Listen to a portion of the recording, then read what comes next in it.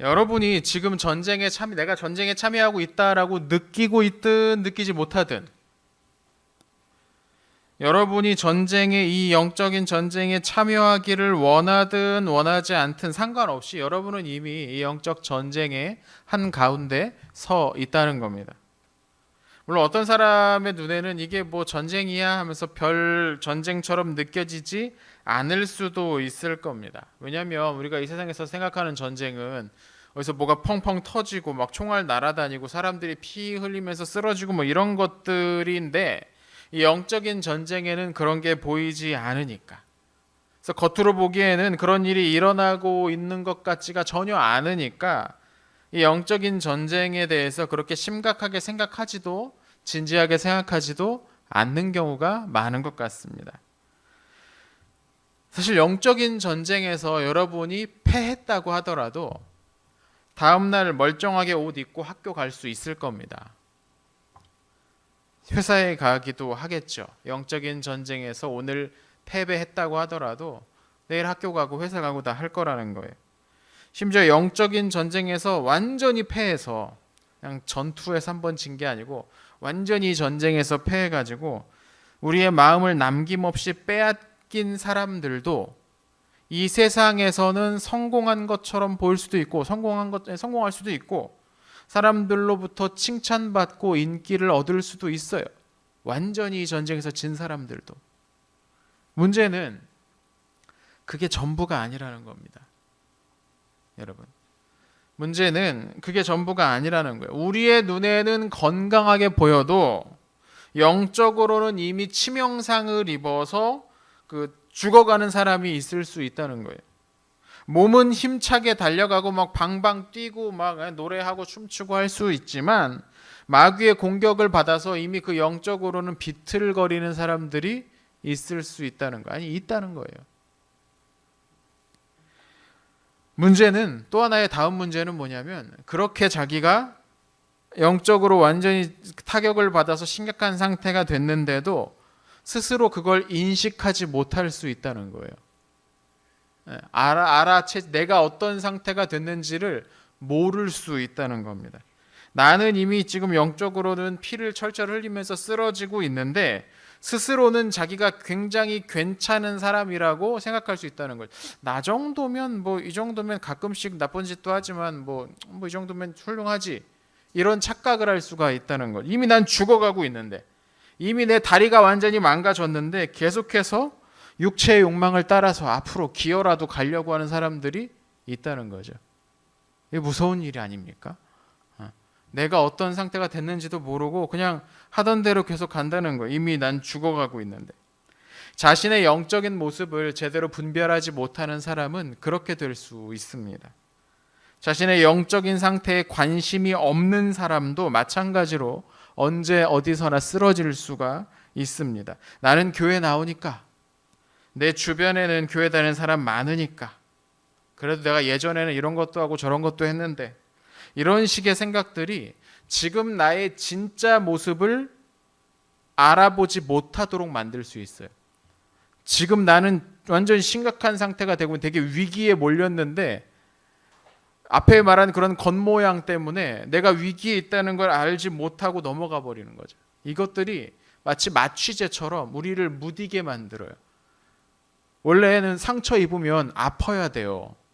고통스러워야 돼. 그래야지 그 자리를 떠날 수 있으니까.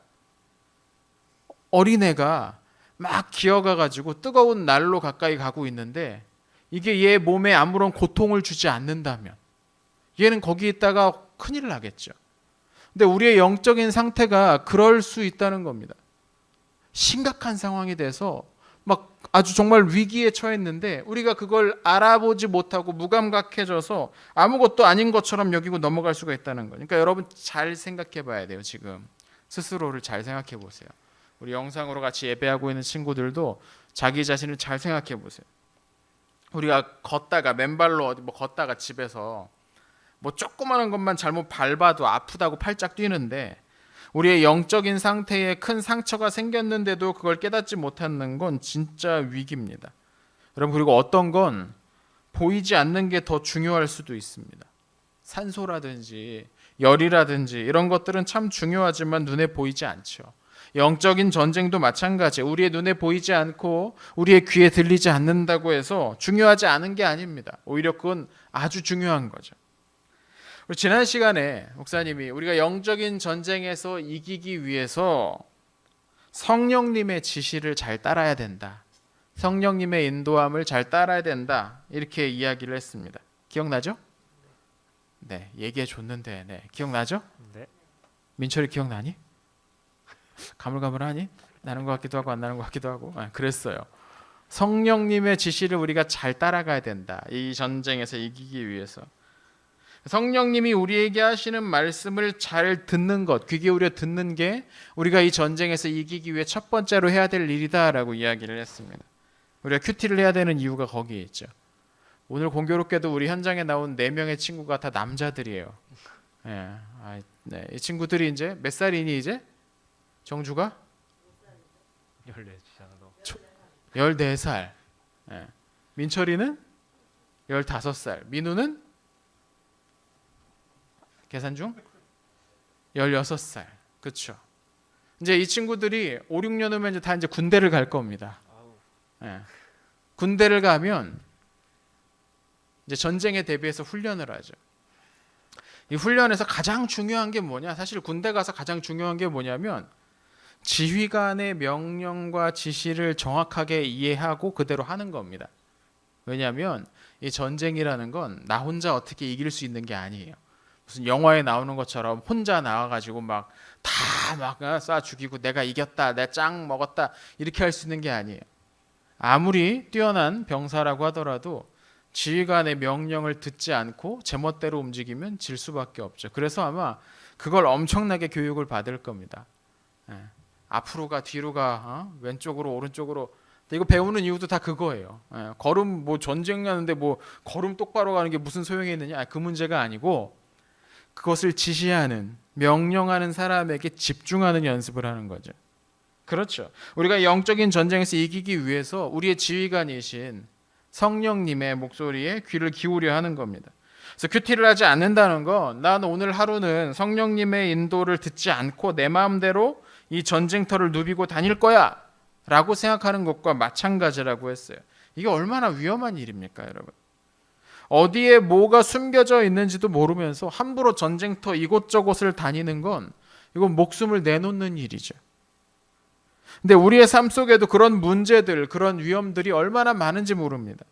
성령님은 우리에게 그런 일들을 미리 조심할 수 있도록 주의를 시켜주시는데, 준비하게 해주시는데, 그 말씀을 귀 기울여 듣지 않으면, 그 말씀을 기억하지 않으면 우리는 또 조금씩 우리의 마음을 마귀에게 뺏겨버리는 거예요.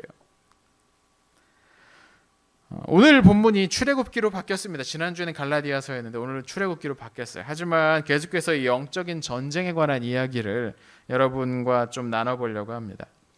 지금으로부터 약 3,500년 전, 겁나게 길죠? 약 지금으로부터 3,500년 전 이스라엘 사람들은 이집트에서 노예처럼 생활하고 있었어요. 하나님께서 모세를 보내셔서 그런 백성들을 구해내셨죠. 근데 그렇게 이집트 땅을 나온 이스라엘 사람들이 살 곳이 이제 필요했잖아요. 그래서 하나님은 그 사람들에게 가나안 땅이라는 곳으로 가라고 말씀하셨습니다. 그래서 이 백성들이 다 같이 걸어서 그 땅을 향해 갔습니다. 이 백성들은 분명히 하나님의 말씀을 따라갔어요. 하나님이 모세에게 말씀하셨고 모세가 백성들에게 이야기를 했죠. 백성들은 그 모세의 말을 따라간 겁니다. 근데 그러면 하나님의 말씀을 따라가면 그 따라가는 길에는 아무런 어려움도 없어야 될 것 같은데, 그죠? 내가 지금 하나님의 말씀을 따라가는 거잖아요. 그럼 이 길 앞에는 아무런 문제도 없고 그냥 좋은 일만 계속 일어나야만 될 것 같은데 그러지 않았어요. 하나님의 말씀을 따라서 가는 이 길 위에는 계속해서 문제들이 생겼습니다.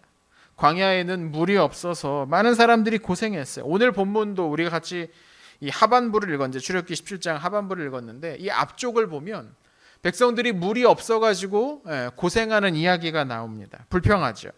물만이 아니었습니다. 이집트에서 나온 지 시간이 오래되면서 이집트에서 가지고 나온 식량도 다 떨어져 버렸어요. 그러겠죠. 뭐 식량을 뭐 1년치를 싸들고 다닐 수는 없는 거잖아요. 나올 때 뭐 한 달 정도 먹을 거 최대한 갖고 나왔다고 하더라도 광야에 나온 지 몇 달 되니까 이제 먹을 게 없어진 거죠. 이거 진짜 큰 문제잖아요. 이거 지난 한 주 동안 우리 큐티 계속 해왔던 친구들은 알겠지만, 그래서 하나님께서 급하게 만나라는 것을 주셨고, 그렇지 않았다면 큰일 날 뻔했을 겁니다. 하나님의 말씀을 따라가는데도 계속해서 문제들이 일어난다는 거예요. 하나님의 말씀, 오케이 이게 하나님 말씀이야 하고 따라했는데 어려움들이 계속 생긴다는 거죠. 근데 여러분 중요한 건 뭐냐면, 이 영적인 전쟁터에서 성령님을 우리가 따라갈 때 우리에게 아무런 문제가 생기지 않는 게 아니라는 거예요. 만약에 누가 그렇게 가르치면 그 사람은 거짓말을 가르치는 겁니다. 그렇지 않습니다. 우리가 하나님의 말씀대로 이 세상 이 영적인 전쟁을 수행하더라도 우리에게 어려운 일들이 계속 생겨요. 근데 성령님을 따라가면 그 어려운 일들을 이겨낼 수 있게 해주신다는 거죠. 이게 정답인 겁니다. 이게 성경에서 우리에게 말하는 거예요. 어려운 일들이 생겨요. 근데 성령님과 함께라면 그것들을 건너갈 수 있다는 거예요. 자, 그럼 오늘 본문에 백성들에게 닥친 한 가지 또 하나의 문제가 나오죠. 그게 뭐예요? 우리 아까 같이 읽었죠. 광야에 살고 있던 아말렉이라는 사람들이 이스라엘 사람들을 기습적으로 공격해 왔습니다. 지금 이스라엘 사람들은 이집트에서 막 나와가지고 나온 지 몇 달 안 지났어요. 이집트에서 공사장에서 벽돌 나르고 뭐 벽돌 만들고 돌 쌓고 뭐 이런 거 하던 사람들이, 이 사람들이 언제 훈련을 받아봤겠어요? 전투할 수 있는, 싸울 수 있는 훈련을 언제 받아봤겠어요? 무기나 제대로 있었을까 모르겠어요. 뭐 곡괭이는 들고 있었을지 모르겠는데 제대로 적들과 싸울 무기나 있었을지. 그 사람 중에는 또 이스라엘 사람들 중에는 여자들도 많았을 것이고, 대충 세봐도 50%는 여자일 거 아닙니까? 자연 성비가 대충 그 정도 나오니까. 그리고 아이들도 있었겠죠. 노인들도 있었을 거예요. 그러니까 전쟁에 이대로 나가기에는 굉장히 불편하고 불리한 요소들이 많았다는 거죠. 싸워본 적도 없었고 무기도 없었어요. 더구나 절반은 여자고 그 나머지 한 절반은 또 너무 어리거나 너무 나이가 들거나 해서 실제로 싸울 수 있는 사람은 되게 적었어. 이 문제도 아니. 이것도 근데 싸울 수 있는 사람이 적다는 것도 적다는 건데 보호해야 될 사람이 너무 많아. 사실 이런 식으로 전투하면 안 됩니다. 기본적인 전술 교범에도 이렇게 싸우면 안 됩니다. 이 사람들 빨리 치우고 전투 요원들만 모여가지고 적들과 치열하게 싸워도 이길 수 있을까 말까 한 상황인데 지금 완전히 난리가 난 거예요. 기습을 받았으니까. 모세는 어떻게 했나요? 여호수아를 지휘관으로 삼아서 싸울 수 있는 남자들을 보냅니다. 여호수아에게 빨리 사람들을 데리고 와서 일단 맞서 싸워라. 그리고 자기는 뭘 하느냐? 모세는 우리 10절과 11절을 같이 한번 읽어볼게요. 본문 10절 11절입니다. 같이 한 목소리로 집에서도 여러분 딴짓하지 마시고 뭐 간식 먹지 마시고 잘 들으세요. 같이 읽겠습니다. 시작. 그리하여 여호수아는 모세의 말대로 아말렉 사람들과 싸우러 나갔습니다. 한편 모세와 아론과 훌은 언덕 꼭대기로 올라갔습니다. 모세가 팔을 치켜들고 있는 동안에는 이스라엘 백성이 싸움에서 이겼지만 모세가 팔을 내리면 아말렉 사람들이 이겼습니다. 아멘. 자, 모세와 아론과 훌이 전쟁터가 잘 보이는 언덕 위로 올라갔대요. 원래 전쟁에서 최종적인 지휘관은 그 전쟁터가 잘 보이는 곳에 지휘소를 설치를 해야 돼. 왜냐면 어디에 병력이 추가로 더 필요한지, 어디가 밀리고 있으니까 어디를 더 도와줘야, 이걸 봐야 될 거 아니에요.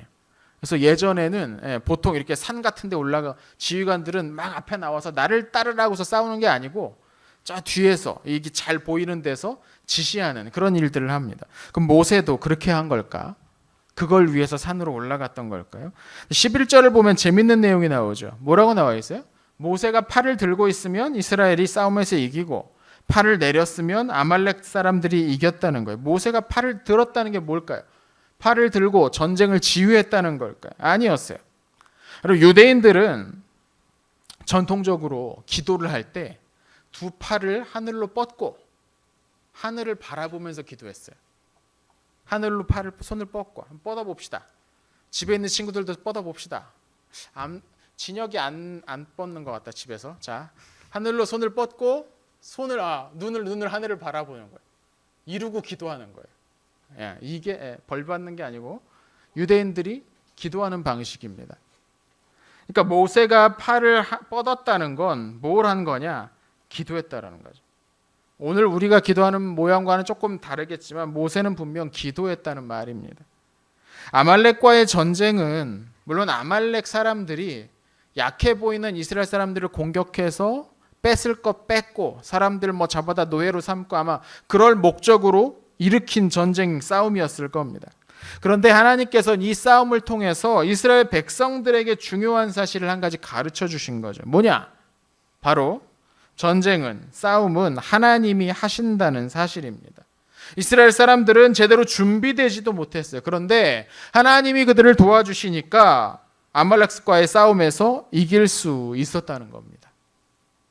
여러분, 기도는 하나님께서 우리의 삶에 은혜를 베푸시는 통로입니다. 하나님이 여러분의 삶에 은혜를 베푸시려고 할 때 이 기도를 통해서 베푸신다는 거예요. 우리가 기도할 때 하나님께서 그 기도를 사용하셔서 우리에게 은혜를 베풀어 주신다는 거죠. 우리 계속해서 주중에 우리 큐티 미션 우리 도전하고 있는 친구들 많이 있죠. 그 미션 질문 중에 마지막 질문이 항상 똑같아요. 뭐예요? 뭐예요? 기도 제목. 다 안 하니? 네. 그렇죠. 오늘 말씀을 보고 난 어떤 기도 제목을 가지고 있는가, 어떤 기도 제목이 떠올랐는가입니다. 기도하는 겁니다. 하나님께서 우리가 기도할 때 그 기도의 제목을 가지고서 우리에게 복을 주신다는 거예요. 은혜를 주신다는 거예요. 그러니까 막 대충 하면 안 되겠죠. 여러분 잘 써야 되는 거예요. 하나님이 집중하고 계시니까 이 정주가 도대체 얘한테 은혜를 줘야 되는데 얘가 도무지 기도를 안 하네. 이렇게 생각하실 수도 있는 거죠. 반성이 좀 되나요? 네.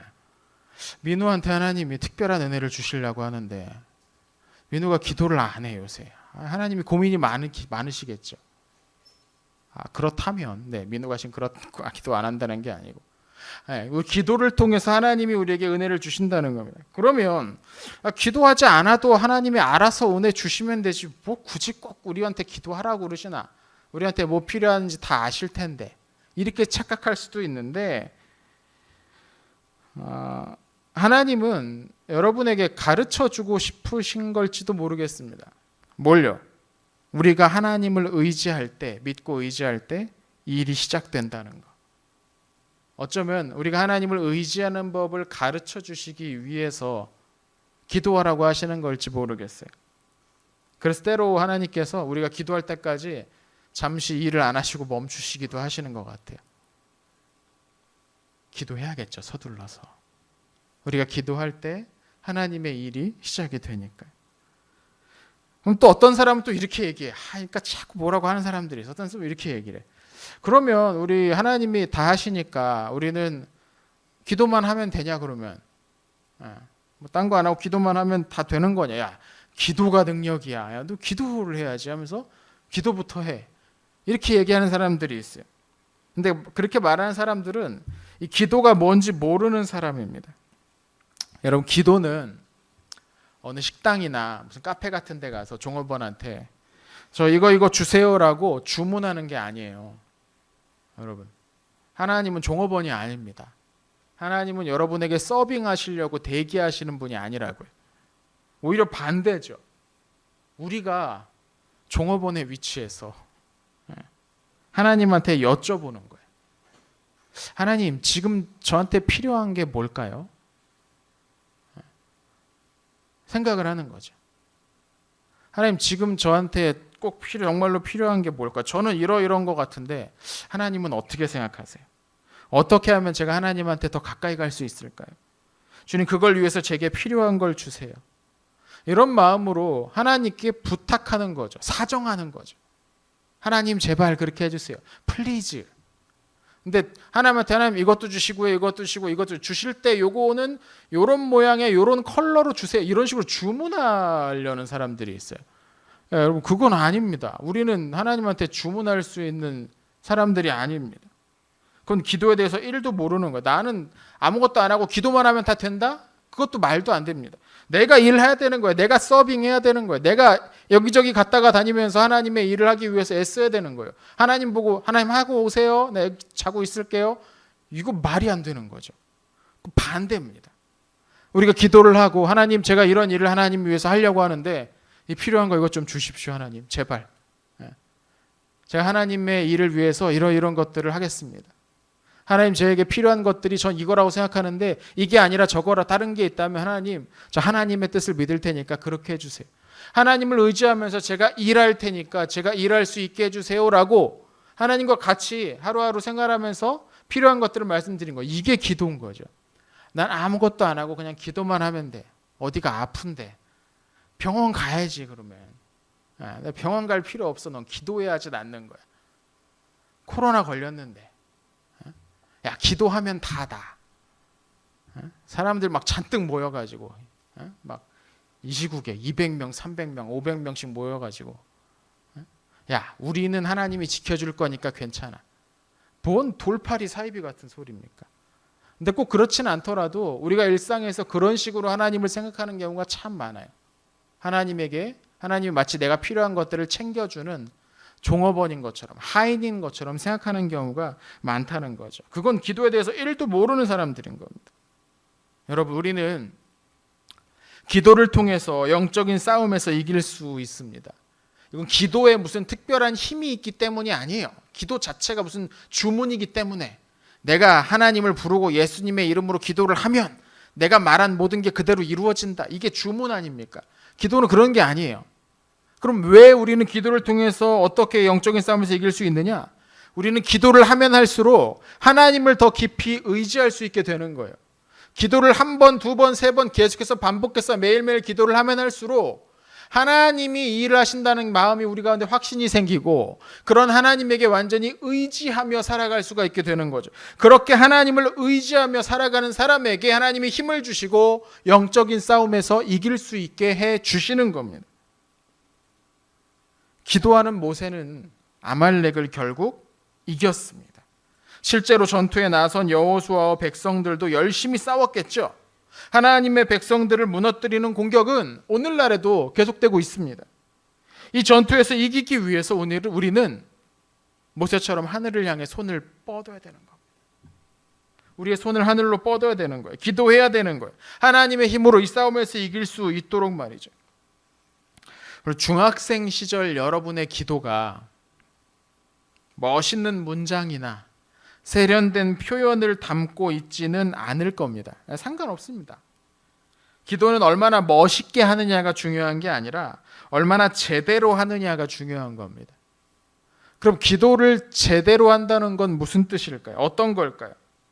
가장 중요한 건 뭐 여러 가지 얘기하지 않겠어요.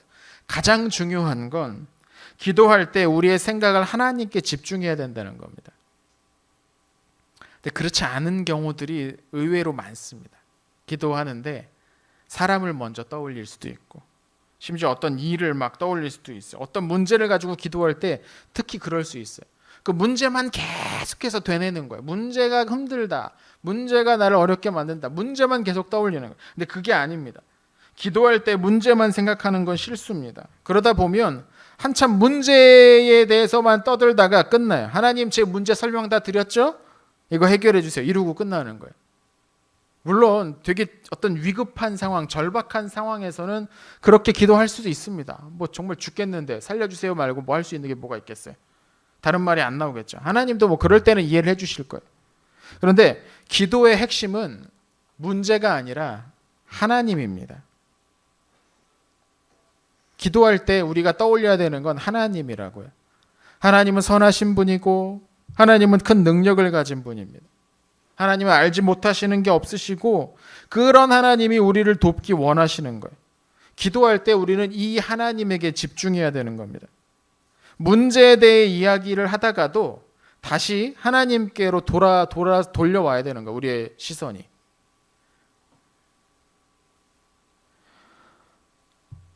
그렇게 기도를 하지 않으면 우리는 내 문제만 묵상하고 끝나는 조금 이상한 기도를 할 수 있습니다.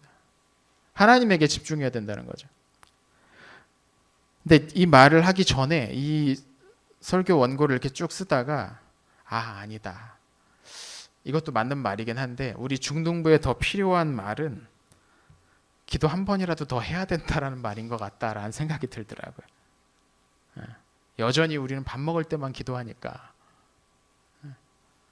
여러분에게는 한 번 더 기도하는 게 더 중요할 수도 있겠습니다. 기도하는 시간을 만들어야 되는 거죠. 그래서 기도를 하도 안 하니까 우린 기도가 어떤 건지 경험해 볼 시간이 없거든요. 기도를 안 하니까 기도가 어떤 건지 경험하지를 못하고 있어요. 그러니까 여러분 기도를 얼른 해버리고 끝내야 되는 숙제처럼 생각하지 마세요. 그러면 안 됩니다. 물론 때로는 짧은 시간에 기도해야 될 때도 있죠. 뭐 학교 가는 버스에서 오늘 하루를 위해서 짧게 기도할 수도 있어요. 근데 내가 뭔가를 부탁해야 될 높은 분 앞에서 잘 들으세요. 제가 30초만 얘기할게요. 자, 이거 오케이? 이루고 가는 사람이 있어요. 말이 안 되는 거죠. 내가 뭔가를 부탁해야 될 높은 분한테 내 필요만 얘기하고 딱 끝나버리는 건 되게 무례한 일이죠. 사람을 대할 때도 그럴 겁니다. 그렇게 말하는 사람은 없을 거예요. 그리고 그렇게 말한다고 해서 원하는 걸 얻을 수도 없을 거고요. 하나님은 어떻겠어요, 여러분? 우리 중학생 시절에 하나님과의 관계를 만들어 가야 됩니다. 자연스럽게 하나님과 대화할 수 있게, 하나님께 자연스럽게 말씀드릴 수 있는 그런 관계가 되어야 되는 거죠. 언제든 하나님과 대화하고 언제든 하나님이 하시는 말씀을 듣고 필요한 것을 얻을 수 있는 그런 사람이 우리 앞에 있는 영적인 전쟁에서 이길 수 있습니다. 이번 한 주도 여러분 앞에 여러 가지 일들이 있을 겁니다. 혹 추석을 맞아서 평소에 못 만났던 사람들과 만나는 일들도 있겠죠. 평소에 못 만났던 사람들과 만난다는 건 평소에 경험해 보지 못한 트러블이 생길 수 있다는 뜻이기도 합니다. 괜히 와가지고 막 그럴 수도 있는 거죠.